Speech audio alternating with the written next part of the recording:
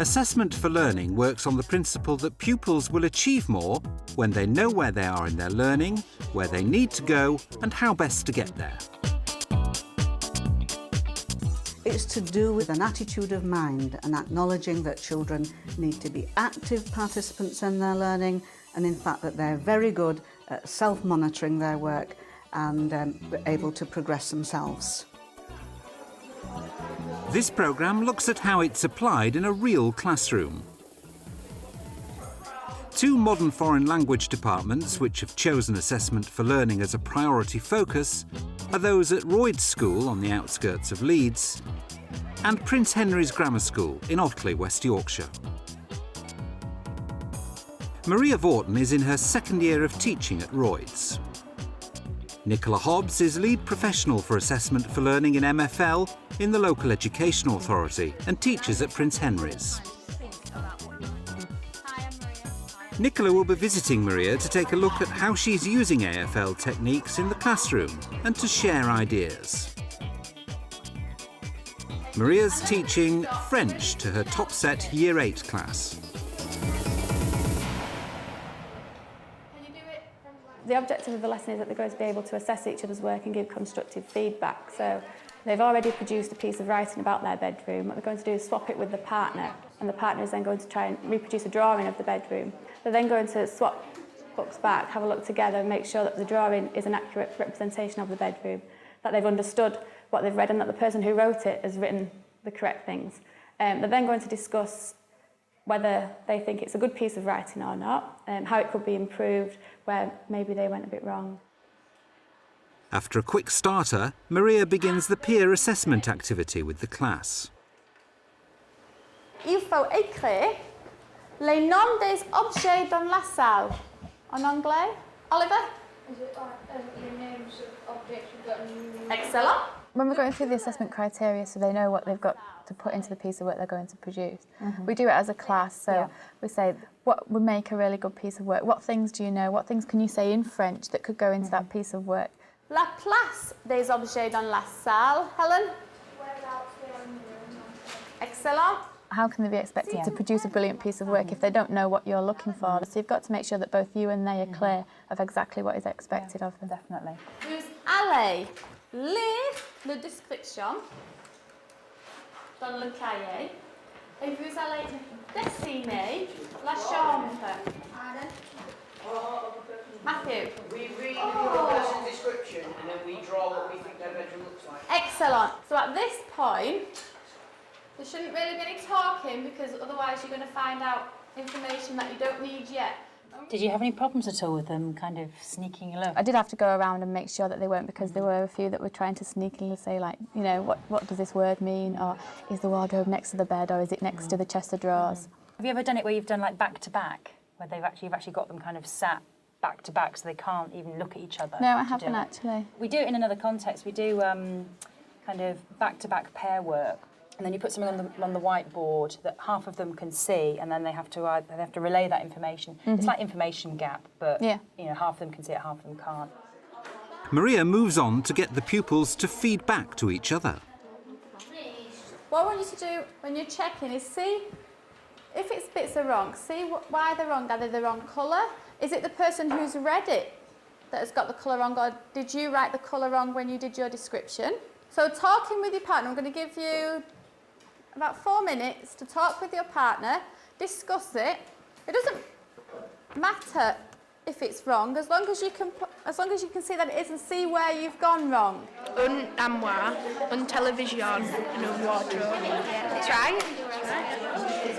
Apart from the Chinese writing. Yeah, I know, but I can't do Chinese writing. In this activity, obviously because they were reading the description, they're assessing their own reading skills, but by reading what the partner's written and then discussing it with the partner, they're assessing the partner's writing skills as well. So there's 2 of the 4 skills are being assessed there at the same time, so it's quite a nice activity for that. You need to actually train them in giving feedback, and, you know, and kind of explain to them that you want them to give, for example, 2 areas of positive on a piece of work that they're looking at, and perhaps in one area of, you know, what needs to be improved. The pupils really enjoy working together, and they really enjoy kind of actually assessing each other's work. I think it kind of makes them feel quite, I don't know, special really, to be able to kind of, you know, look at someone else's work and give their opinion and perhaps help them and help each other to develop their skills. I think what we've noticed as a school since using AFL is that students are far more confident across the board, not just in MFL but in all subject areas. The other thing we're noticing is that they feel that they're more actively involved in their own learning. It helps them to realise what they're learning, why they're learning it, and how they can improve their learning. Let's have some feedback then. Put your hand up if you'd like to tell us something. Did you manage to do it really well? Was it absolutely brilliant? Was it not? Ellis, did you get all your colours right? Everything was brilliant. What about Helen? I drew most of mine right, but I've got a few things wrong. And Matthew drew mine pretty much right. Brilliant. So what were the bits that you got wrong? Can you see now why you got them wrong? So, It's so nice to see them appreciating each other's work and saying nice things and being really positive. and it just gets rid of the atmosphere where they can't possibly get anything wrong. They don't say anything in case they get it wrong. No, it's all part of, you know, learning a language, isn't it? Making frequent mistakes, and Exactly. you know, once they can overcome that fear of perhaps getting a few things wrong and just going for it, you know, it really helps build their confidence. I didn't describe my bed right and the walls, but I got everything else right. And do you now know where you went wrong with them? Yeah. Excellent. Using the traffic lights in your planners, I want you to show me how well you think you've managed to do objective 1. Is that planners where they've got the traffic lights with the the green number and? Yeah, they're just at the front of the planners, and they've got the green one that says, I've understood this, I'm ready to move on. Yeah. The amber one says, I've not quite got it, I need to spend more time with this. And the red one says, I really don't understand. But if I can see that there's a lot of red traffic lights in the room, then I'll think, right, well, I need to spend 5-10 more minutes on this before we move in, before we move on. And then anything that doesn't get covered in that lesson can be carried over to the next lesson. Yeah. If your class isn't understanding something, or if they're having a certain difficulty on a point, that you adapt your lesson plan, you adapt your teaching to address their, you know, their needs. Next, Maria uses a model text on the whiteboard to get the pupils thinking about what makes a good piece of written work. C'est une description d'une chambre qui a été écrite par un élève de notre classe. Who wrote it? Ruth? Another class. Yeah, someone from another class, okay? What you're going to do is when you've found an error or a really good bit, I'm going to come up and I want you to highlight it for me. Is that bit wrong? Because it only changes. Excellent. I suppose the most important thing that they're doing here is not so much finding the error, but the explanation, isn't it? And them actually spotting why is it wrong, because that's what they seem to, you know, you can underline things and put loads of red pen on things, but at the end of the day, they've got to understand, you know, why is it actually wrong in the first place. Well, that's it, yeah. I mean, you can take books in and spend hours marking them, but do they ever look at what it is, or do they just see the red and not really look at where they've gone wrong, why, and how they can improve it? But with something like this, that's exactly what they're doing. They're looking at why it's wrong. Because it's spelled wrong. Excellent. So?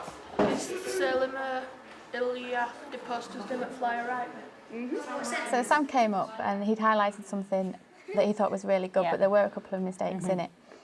So I then asked the rest of the class if they could see what the mistakes were. So then we opened it up, and then also Sam can see from listening to what the other people say where he went wrong, and then he knows now that there was 2 things that he missed in that sentence that weren't spelt correctly. Sam's highlighted that as a really good sentence.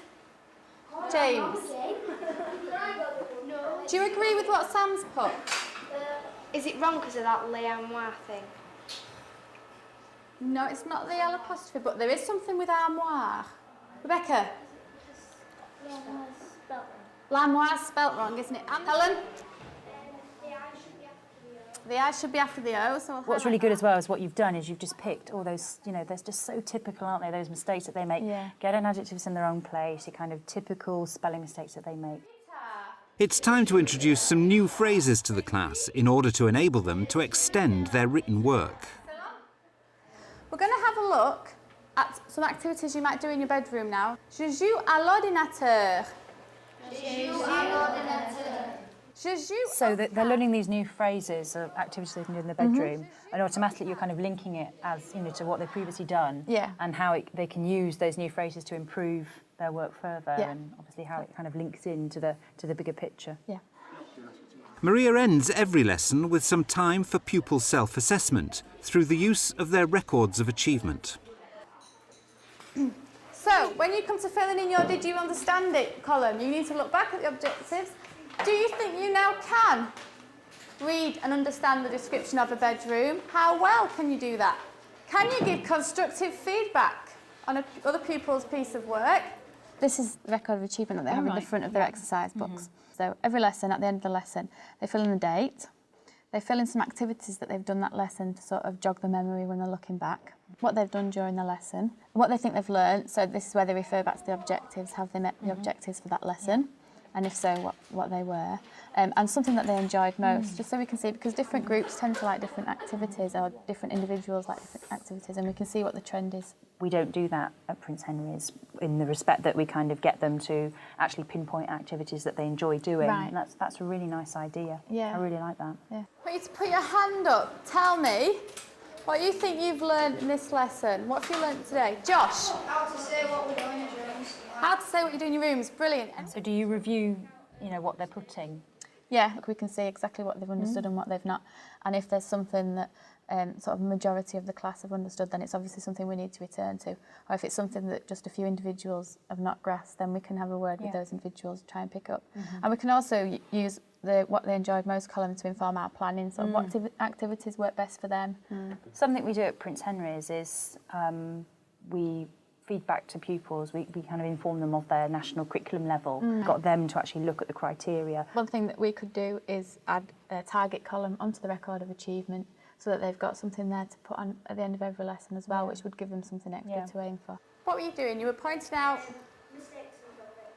mistakes and good bits. Well done, okay. And how to improve. Brilliant. The rest of you. As far as assessment for learning goes, I think all of the different things that we do and all the kind of things we're seeing in your lesson are really important activities in getting them to just become more independent learners. And to take charge of their own learning and to be able to make progress independently in the future, not always just be reliant on the teacher. Assessment for learning isn't a quick fix. It's not something that you can just introduce and run with for a matter of months. It's something that has to be embedded in the school and has to influence practice across the board. Children start school in reception as very independent beings, and they develop this sense of helplessness as they work through their school days. I would say that assessment for learning can bring them back to that state of independence.